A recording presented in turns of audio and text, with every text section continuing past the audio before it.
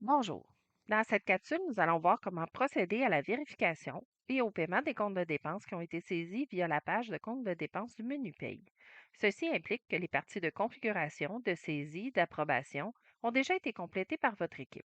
Pour ces parties, je vous suggère de consulter notre article de base de connaissances dans notre portail Jira qui contient des vidéos explicatives à ce sujet. Nous allons donc aller dans le menu Paie, paiement des comptes de dépenses. La première étape consiste à saisir la date de report dans la case. Par défaut, c'est la date du jour qui va s'appliquer, mais notez que le report suivra les règles comptables en place, notamment pour le report dans une période fermée. Je vais donc choisir le samedi précédent. Les comptes de dépenses doivent être approuvés et vérifiés avant de procéder au paiement. L'approbation va se faire par les approbateurs désignés directement dans la page des comptes de dépenses, mais la vérification peut se faire par le service de paie ou de comptabilité. Elle sert d'approbation finale, surtout au niveau comptable. Vous pouvez voir le statut d'approbation et l'approbateur concerné dans les deux colonnes à cet effet. Vous saurez donc qui relancer au besoin si vous avez des comptes non approuvés. Pour vérifier les comptes, vous pouvez soit déployer la ligne en cliquant sur la flèche en avant de la ligne. Vous pourrez alors voir les articles utilisés, les répartitions de taxes et les comptes de grands livres. Toutefois, si vous souhaitez modifier, vous devrez cliquer sur la date du compte. Je vais donc réduire mon déploiement et cliquer sur la date du compte pour accéder au compte de dépenses de cet employé. Donc, si vous souhaitez modifier la répartition de taxes ou la répartition au grand livre, l'imputation au grand livre, vous allez devoir changer le code d'article parce que ce n'est pas possible de le modifier car ils sont en lecture seule.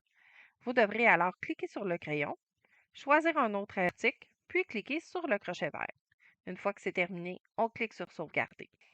Une fois corrigé, on ferme l'onglet, puis on vient cocher la case Vérifier.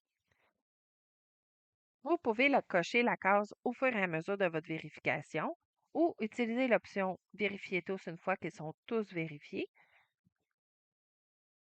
La case Vérifier doit être cochée pour que vous puissiez procéder à l'écriture et au paiement.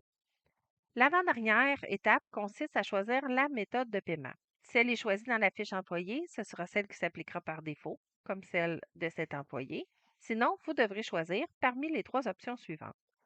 Par la paye, donc le montant sera payé directement sur le talon de paye de l'employé.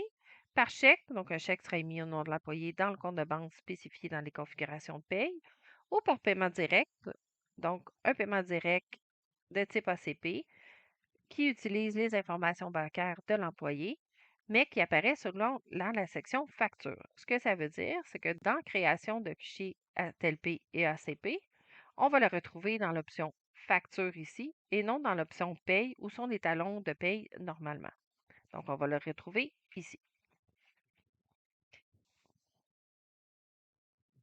Je vais donc choisir un mode de paiement pour cet employé. Je vais vérifier l'autre qui me reste. Et la dernière étape consiste à la finalisation. Vous devez sélectionner les comptes à payer, soit un à un, soit en cochant l'option Sélectionner tous. Donc, ça va cocher la case qui est devant la ligne de compte de dépenses. Je vais cliquer sur Finaliser. La finalisation, qui générera l'écriture comptable ainsi que les paiements selon le mode choisi. L'écriture engendrée à cette étape débitera les comptes de grands livres associés aux articles et créditera le compte de dépenses à distribuer qui a été configuré dans l'étape de configuration. Le compte de dépenses sera considéré comme payé et aura la référence de paiement, soit le numéro de chèque ou le numéro de paiement direct, à moins qu'il soit en attente de paiement via la paye. Dans ce cas, le montant sera en attente d'être importé en même temps que les cartes de temps dans la création de paye. Il vous reste donc à procéder à l'impression des chèques au besoin. Si vous souhaitez imprimer les comptes de dépenses payés, vous pouvez aussi les retracer en utilisant la page Paye, liste des comptes de dépenses, en filtrant sur votre date de paiement. Puis cliquez sur chacun des comptes pour les ouvrir et en faire l'impression. Si vous avez des questions ou avez besoin de plus d'informations, je vous invite à consulter les articles de notre base de connaissances sur notre portail Jira ou consulter l'aide en ligne directement dans Orchestra. Merci, bonne journée.